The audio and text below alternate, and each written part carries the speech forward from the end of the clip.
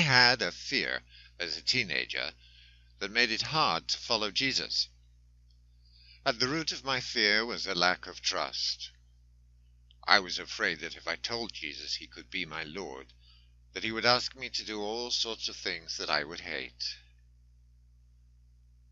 So it was sort of a qualified, yes, I'll follow you. It was like telling someone you will love them, but only as long as they pay you $2,000 a month, or even £2,000. I was afraid of all the unpleasant things that God might ask me to do, such as being a missionary, or talking in front of crowds. I had my own will for me, and didn't want God's will to get in the way. How young I was! How foolish I was! We are still looking today at Paul's letter to the Romans, chapter 12, verses 1 and 2. Paul says here that God's will for us is good and pleasing and perfect. First, we should note that Paul says and, not or. God's will is all three of these things at the same time. It is good. By linking these three words, they help define each other. So good is defined by this sentence as something that is acceptable or pleasing to God. We don't get to say what is good. Our definition counts for nothing. Our works and our desires and our thoughts are only good if they are acceptable and pleasing to God. Not only that, but God's will is also perfect. It is flawless. It is without blemish. There can be no sin in God's will. There can be no false desire, nor any intent to cause harm. Don't be afraid of knowing God's will for you. Paul wrote to the Thessalonians, and it's written in 1 Thessalonians 4:3 that God's will for you is for you to be holy. God's will is for you to be holy or perfect. And God's will itself is also holy. There's nothing to fear. Do you remember who Paul is writing to in this message? He's not written to people like my teenage self to encourage them to not fear God's will for them. Paul is writing to mature and faithful Christians. This is not an instruction on how to become a Christian by sacrificing your body to God. It's what you must do to become a Christian. The people reading this letter in Rome have seen their friends killed for being believers. The people reading this letter in Rome have been exiled just for being the wrong race. They've been deported and they've lost their possessions. They have been persecuted terribly for following Jesus. They have to meet to worship Jesus in caves and underground tombs called catacombs. The Christians in Rome have already sacrificed much, and yet still Paul is urging them to make this sacrifice. Like us today, the first readers of this letter were faithful followers of Jesus. When, in verse 1, Paul urges them to give your bodies to God, it's not so that they can become followers. And neither is it to be done just once, as admission to a club, and then never to be done again. This is a giving that must continue every moment of every day, all our lives.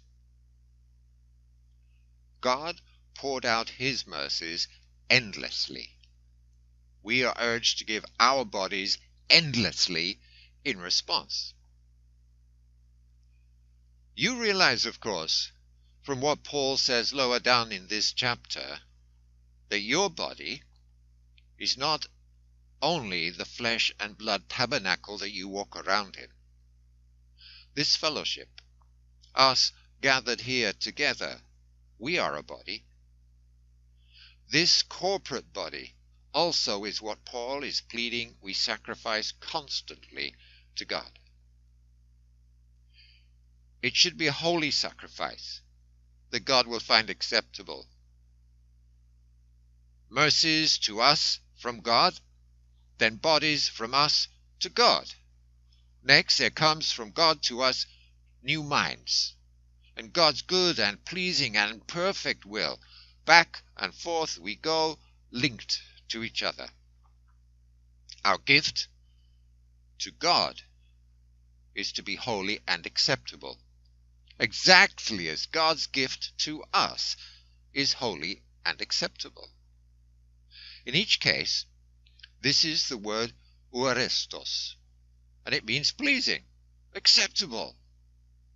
Out of a relationship that began with God showing us mercy and continued with us offering what is pleasing to Him, God is changing us. He didn't ask for our minds, for they were dark and displeasing.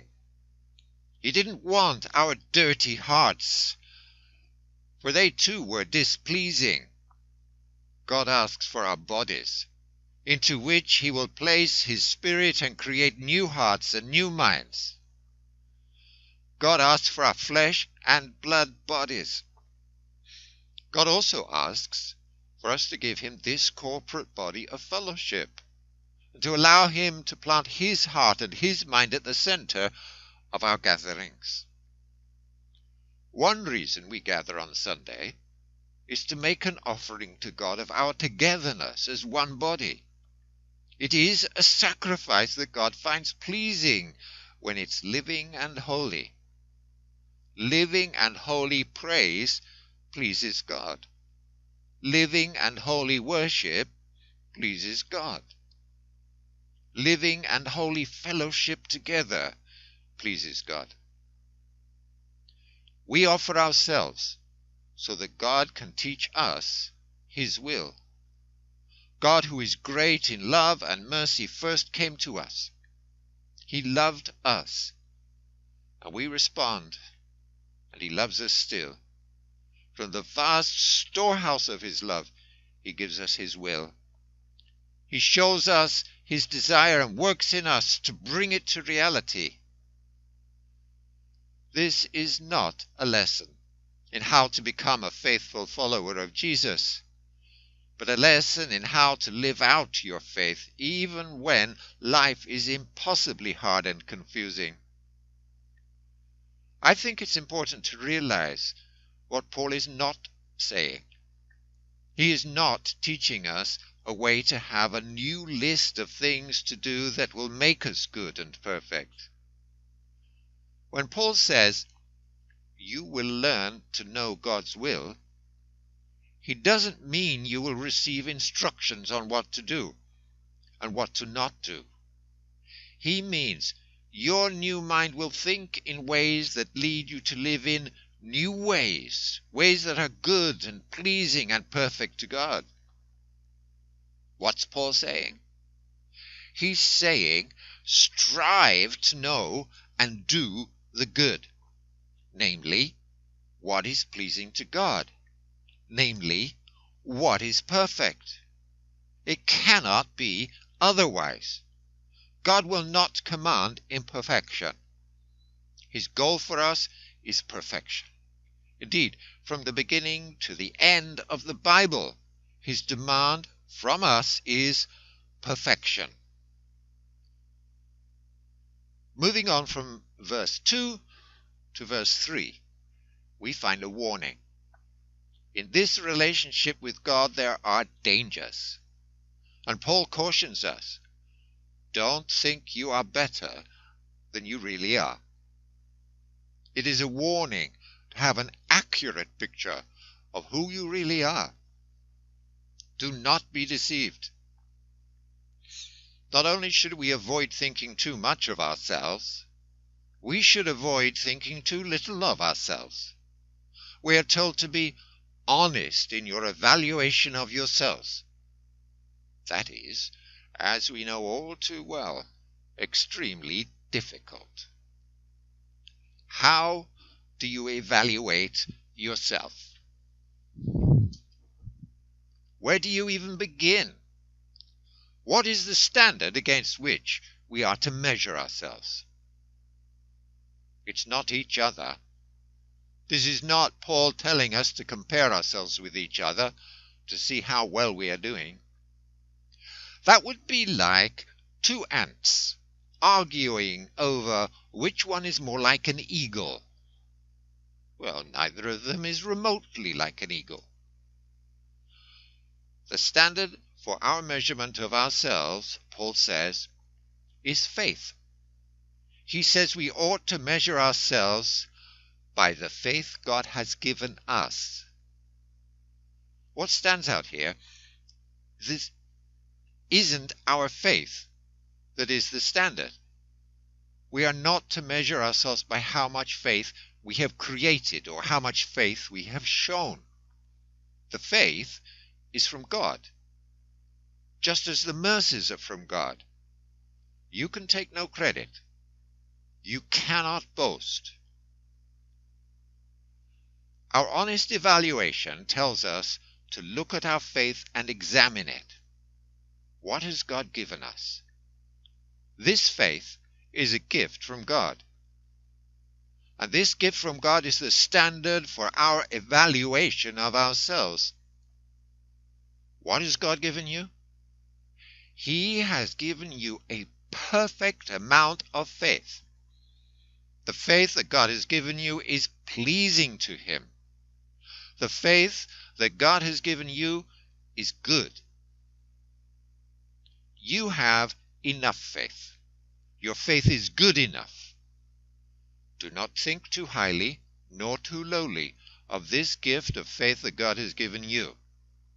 Instead, we are called to recognize the gift and use it for God's good and perfect will. We are in a relationship with God. He gives us gifts. Faith and mercy, for example. We give Him our bodies, and we accept His will. God finds this pleasing, and God finds this acceptable. It's good. So let's seek out how to live out our faith this week as individual bodies and as one body in fellowship. Amen.